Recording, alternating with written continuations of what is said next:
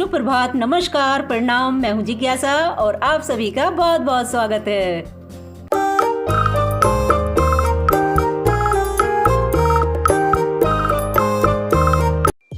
हर इंसान की अपनी ताकत और कमजोरी होती है। जिस तरह से मछली पानी में ही रह सकती है, जंगल में नहीं दौड़ सकती, उसी तरह से शेर जंगल में तो रह सकता है लेकिन पानी में नहीं रह सकता। हमारी प्रकृति ने हम सभी को एक बराबर शक्ति और सामर्थ्य दिया है। अंतर सिर्फ इतना है कि कोई किसी बात में आगे है तो कोई किसी क्षेत्र में अव्वल है, लेकिन सफल तो वही है जो अपनी कमजोरियों को जानता है, अपनी कमजोरियों को समझकर उसे दूर करता है और अपनी कमजोरियों को ताकत बनाकर खड़ा होता है। खुद को बेहतर जानने के लिए, अपने लिए सही निर्णय लेने के लिए हमें अपनी ताकत, अपनी कमजोरियों के बारे में ज़रूर पता होना चाहिए। समय रहते सही समय पर अपनी कमजोरियों को जान लेना, अपने अंदर की कमजोरियों को स्वीकार कर लेना हमारे अंदर की शक्ति को और ज़्यादा शक्तिशाली बनाती है, हमारे व्यक्तित्व का निर्माण करती है, हमारे व्यक्तित्व को और ज़्यादा मजबूत बनाती है। अपनी कमज़ोरियों को स्वीकार कर लेना कोई शर्म नहीं, ना ही कोई कमज़ोरी है, बल्कि ये तो हमारी ताकत है जो हमारी आंतरिक शक्ति को और ज़्यादा शक्तिशाली बनाती है। यदि हम सफल लोगों के जीवन के बारे में पढ़ें, उन्हें ध्यान से समझें, तो हम इस बात को आसानी से समझ सकते हैं कि जितने भी लोग सफल हुए हैं उन्होंने अपने ऊपर काम किया है, अपने आप को अनुशासित किया है और अपनी दृढ़ इच्छा शक्ति से अपने साधारण से जीवन को लाखों लोगों के लिए असाधारण बनाया है। इसीलिए हमारे अंदर चाहे जो भी कमजोरी हो, हमें उसे छिपाने की बजाय उसे समय रहते जानना है, उसे स्वीकार करना है, उस पर काम करना है, उसे दूर भगाना है और अपनी उन्हीं कमजोरियों को अपनी ताकत में बदलना है। और किसी ने क्या खूब लिखा भी है कि उम्र थका नहीं सकती, ठोकरें गिरा नहीं सकती, अगर जिद हो जीतने की तो हार भी हरा नहीं सकती। तो चलिए इसी पॉजिटिव थॉट के साथ आज के दिन की शुरुआत करते हैं।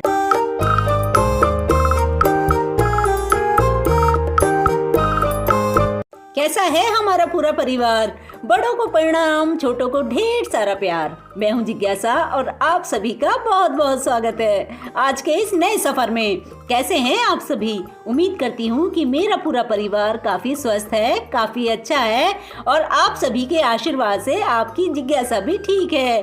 तो अभी हो रहा है सुबह का समय, तो हो चुकी है हमारी सुबह की शुरुआत मूली के पराठे बनाने के साथ। तो यहाँ मैंने मूली को कस के कर लिया है तैयार। ये देखिए कितने अच्छे से मूली कस के हो गई है तैयार। तो यहाँ मैंने फूड प्रोसेसर में किया है, इसको मूली को कसा है, तो बहुत सुविधा हो गई है मेरे लिए जब से ये फूड प्रोसेसर आ गया है। वरना हम लोगों का मन तो काफ़ी करता है मूली के पराठे हुए, गोभी के पराठे हुए, इनको बनाने का, इनको खाने का, लेकिन सबसे बड़ा जो टास्क होता है वो होता है इनको कसना। तो कई बार तो क्या होता था कि घिया कस में जब हम इनको कसते हैं तो इनको कसने के साथ साथ अपना हाथ भी कस लेते थे। हाथ भी मतलब घिस जाता था, छिल जाता था, क्योंकि उसमें बड़ा वो होता है, ध्यान से कसना होता है। और फिर ठंडी का समय होता है, मूली तो वैसे भी ठंडी होती है, जब कसते हैं तो हाथ से इतनी ठंड लगती है बहुत ज़्यादा। तो यहाँ आ गई है छोटा ब्रश करने के लिए। और ये गाने को समझ जाइएगा, किस किस को पता चल गया है कि ये कौन से गाने पे स्टेप हो रहे हैं छोटा के। तो भाई मुझे कमेंट करके ज़रूर बताइएगा कि कौन कौन समझ गया है। तो यहाँ छोटा कर रही है टाइम पास और मैंने बोला था इसको ब्रश करने के लिए कि जल्दी से ब्रश कर लो, फिर मैं नाश्ता तैयार कर रही हूँ। तो जब ये इसको बीच बीच में आहट होती है कि मैं आ रही हूँ तो ये जल्दी से वहीं पहुँच जाती है, और जब इसको लगता है कि मैं काम कर रही हूँ किचन में ही तो ये फिर अपना टाइम पास करने लग जाती है। तो ये देखिए इस ज़रिए, वीडियो के ज़रिए ही मुझे पता चला कि कैसा टाइम पास होता है, वरना हम लोग काम में लगे रहते हैं, हमें क्या पता चलता है कि कैसा इनका टाइम पास होता है। तो यहाँ देखिए काफ़ी टाइम ले गई थी, लेकिन छुट्टी का समय है तो चलिए कोई बात नहीं, करने देते हैं टाइम पास, क्योंकि स्कूल के समय तो कहाँ इनको इतना मौका मिलता है जब इनका स्कूल ऑन होता है। अभी इस समय स्कूल ऑफ है, ज़्यादा सर्दी होने की वजह से, और वैसे अब 1-2 दिन की छुट्टियां ही और बची हैं। अब तो बस स्कूल खुलने ही वाले हैं, सर्दियां तो कम नहीं हुई हैं लेकिन स्कूल खुल जाएंगे। स्कूल कब तक बंद रहेंगे? और फिर पढ़ाई का काफ़ी लॉस होता है छुट्टियां होने के साथ साथ, क्योंकि घर पर उस तरह से पढ़ाई नहीं हो पा रही है। और क्योंकि अब तो ऑनलाइन क्लासेस भी नहीं है, अब तो केवल बस होमवर्क मिला हुआ है। तो होमवर्क भी बड़ा सिरदर्दी वाला ही होता है कि सारा दिन होमवर्क में लगे रहो। तो इससे अच्छा है कि स्कूल जाते हैं तो बच्चे कुछ सीखते भी हैं, समझते भी हैं, और फिर ना ही ये होमवर्क वाली टेंशन होती है। तो चलिए यहाँ छोटा का तो होने लगा है आखिरकार ब्रश, क्योंकि जब मैंने उसको किचन में से आवाज़ दी कि ब्रश हो गया क्या, तो तब वो लग गई है ब्रश करने से कि हाँ मम्मा हो रहा है बस। तो बस यही होता है। चलो, बच्चों की मौज मस्ती तो चलती रहती है और चलती रहनी भी चाहिए, अच्छा लगता है, मतलब मस्ती चलती रहे साथ साथ। तो यहाँ मैं किचन में क्या कर रही हूँ, किचन में देखो मैंने मूली कस के और उसमें नमक डाल के उसको थोड़ी देर के लिए छोड़ दिया है, करीबन 10-15 मिनट के लिए छोड़ दिया है। क्योंकि जो उसका मूली का जो पानी निकलता है वो फिर बाद में ना जब हम बनाने लगते हैं तो बाद में नहीं निकलता है, अगर इस प्रोसेस से हम बनाएंगे मूली के पराठे। तो मैं ऐसे ही करती हूँ। वैसे कई लोग क्या देखा है मैंने कि फ्राई भी कर लेते हैं मूली को, लेकिन वो मुझे थोड़ा अजीब सा लगता है क्योंकि उसमें मूली पहले से ही अजीब सी हो जाती है। भाई अपना अपना लेकिन बनाने का तरीका है, मुझे ये ज़्यादा वैसे सुविधा लगती है इस तरह से बनाने में, और एक अच्छा सा टेस्ट भी आता है मूली का इसमें, वरना वो भुनी भुनी की स्मेल नहीं आ जाती है उसमें अगर फ्राई करते हैं। तो मैंने एक दो बार ट्राई किया है तो उसमें हल्की सी स्मेल जैसी लगती है, जैसे मतलब सब्जी की स्मेल आती है, ऐसे लगता है जैसे अगर छौंक के बनाते हैं। तो ये मुझे ज़्यादा अच्छा तरीका लगता है और फटते भी नहीं है। यहाँ मैं मूली के लिए अब कर लूँगी मसाला तैयार। तो यहाँ मैं करूँगी करीबन उसमें डालूँगी मैं थोड़ा सा, मैंने छोटा सा लिया है अदरक का टुकड़ा, और करीब 2 लिए मैंने प्याज। क्योंकि अगर मूली के हों पराठे या गोभी के हों चाहे आलू के पराठे हों, अगर उसमें ज़्यादा सी प्याज ना हो तो भाई मुझे तो मज़ा ही नहीं आता। प्याज होनी चाहिए उसमें थोड़ी ज़्यादा सी, और अदरक भी, और साथ में लहसुन भी डाल दिया मैंने थोड़ा सा। और अब मैं डाल रही हूँ उसमें हरी मिर्चें, क्योंकि मैं लाल मिर्चें इसमें कम ही ऐड करूँगी, और ज़्यादा मैं किसी भी चीज़ में लाल मिर्चें नहीं डालती हूँ, कम ही डालती हूँ, कोशिश कम ही करती हूँ। तो वैसे भी ये हरी मिर्ची जो हैं थोड़ी कम तीखी वाली हैं। और यहाँ हमारा मसाला तैयार हो चुका था, तो यहाँ मैंने धनिया साफ़ करके और धुल के रख दिया है अभी, क्योंकि फिर मैं इसी में काट दूँगी मूली में, तो मैंने काटा नहीं था। और यहाँ हमारी मूली को करीब 20 मिनट हो गए थे रखे हुए, तो उसका पानी, नमक से जो पानी वो छोड़ती है मूली अपना, वो छोड़ चुकी है पूरा। तो इसके बाद जब हम मूली के पराठे बनाते हैं ना, तो हमें फिर वो समस्या नहीं आती है हमारे सामने, जो फटने वाली, जो फटते हैं पराठे, या फिर वो क्योंकि हल्का सा मूली पानी छोड़ देती है, इस वजह से वो बाद में पराठे फटते हैं, बनाने में परेशानी होती है हमें। तो यहाँ मैंने अच्छे से उसको हाथ से निचोड़ लिया है और बिल्कुल दबा दबा के निचोड़ा है, बिल्कुल टाइट करके, ताकि उसका ना बाद में मतलब अच्छे से बन जाए एकदम, और खिली खिली हमारी मूली हो गई है बिल्कुल।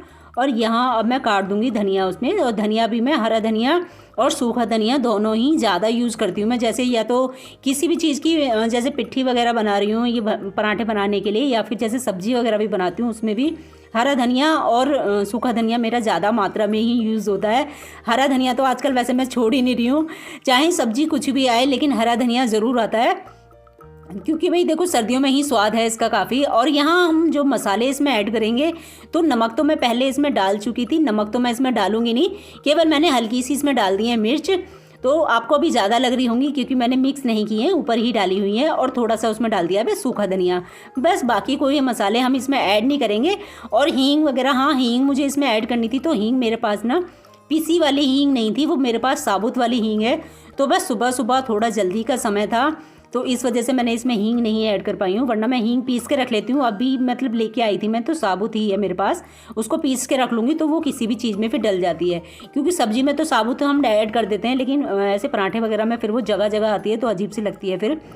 तो बस यहाँ हमारी पिट्ठी हो चुकी है तैयार, और ये मैं बना रही हूँ पराठे सरसों के तेल में। तो यहाँ मैंने सरसों का तेल ले लिया है, क्योंकि हमारे घर का सरसों का तेल है। तो सरसों के तेल से ज़्यादा मुझे बेहतर कोई चीज़ लगती नहीं जिसमें पराठे बनाओ। और देसी घी में मैं इसलिए नहीं बना रही हूँ क्योंकि आजकल ना सर्दी काफ़ी है, तो बनाते हैं थोड़ी देर बाद ही वो सूख जाता है घी, मतलब जम जाता है, जिसकी वजह से पराठे जो हैं वो हमारे टाइट टाइट जैसे पराठे टाइट हो जाते हैं, सूखे सूखे। तो इसलिए मैं बना रही हूँ सरसों के तेल में। और सरसों के तेल में क्या है कि आप बना लो, मतलब साथ के साथ खा लो तो भी अच्छे लगते हैं, करारे करारे, और अगर बना के रख दो तो वो सॉफ्ट हो जाते हैं, तो भी अच्छे लगते हैं, ऐसे रूखे रूखे नहीं होते हैं। तो बस मैं सर्दी की वजह से सरसों का तेल यूज़ कर रही हूँ यहाँ पर। और मैंने कर दिया है यहाँ पराठे बनाने शुरू, और सबको बोल दिया है कि बस सब भाई तैयार हो जाओ खाने के लिए, गर्मा गर्म पराठे हमारे बन रहे हैं। और आप इसको ना चाहें किसी चीज़ के भी साथ खाओ, जैसे टमाटो केचप के साथ खाओ, या चाय के साथ, या फिर दूध के साथ भी खा सकते हो। लेकिन दूध के साथ मैं ऐसी चीज़ें ना थोड़ा कम ही देती हूँ बच्चों को, जैसे नमक वगैरह की चीज़ें, मिर्च वगैरह की चीज़ें, क्योंकि ऐसी चीज़ें खाने के बाद बच्चे सीधा ना पानी पीने के लिए दौड़ते हैं, ये थोड़ी मिर्ची वाली चीज़ होती हैं। तो इसलिए मैं दूध या चाय बच्चों को तो नहीं देती हूँ, लेकिन हम लोगों के लिए चाय कर लेती हूँ मैं। और दूध अगर देना होता है तो मैं करीब आधे घंटे का या 1 घंटे का गैप कर लेती हूँ बच्चों के लिए, उसके बाद दूध दे देती हूँ। लेकिन तुरंत नहीं देती हूँ, क्योंकि इसे ऐसी चीज़ें खा के फिर पानी पियेंगे, फिर साथ में दूध या चाय पी लेंगे, तो एकदम ठंडा गर्म जैसी चीज़ें हो जाती हैं मिक्स, जो नुकसान करती हैं। तो जी इसके साथ ही हमारी बातों के साथ साथ ही एक पराठा बनकर तैयार भी हो गया है। तो आ जाइए भाई फ्रेंड, जिसको खाना है मूली के पराठे, करारे करारे गर्मा गर्म स्वादिष्ट पराठे एकदम। तो भाई कौन नहीं चाहेगा इतनी सर्दी में और ब्रेकफास्ट में, अगर हमारे नाश्ते में सुबह सुबह मूली के पराठे हो जाएं तो कौन नहीं चाहेगा खाना। तो भाई मेरा तो बस मतलब बनाते बनाते ही ऐसे मन करता है कि बस भाई जल्दी जल्दी, और क्योंकि अगर कोई और बना रहा हो तो हमारा खाने का नंबर आ भी जाए, लेकिन जब जो इंसान बना रहा है वो भाई बनाते बनाते थोड़ी नहीं खा सकता है। तो यहाँ बाबू का स्कूल था आज, और लेकिन बाबू का जो स्कूल है, छोटा की तो छुट्टी थी, बाबू का स्कूल जो है वो लेट है, मतलब 10 बजे से उन्होंने टाइमिंग रखी हुई है। सर्दी की वजह से वो थोड़ा 1 या 2 दिन के लिए उन्होंने किया है ऐसा।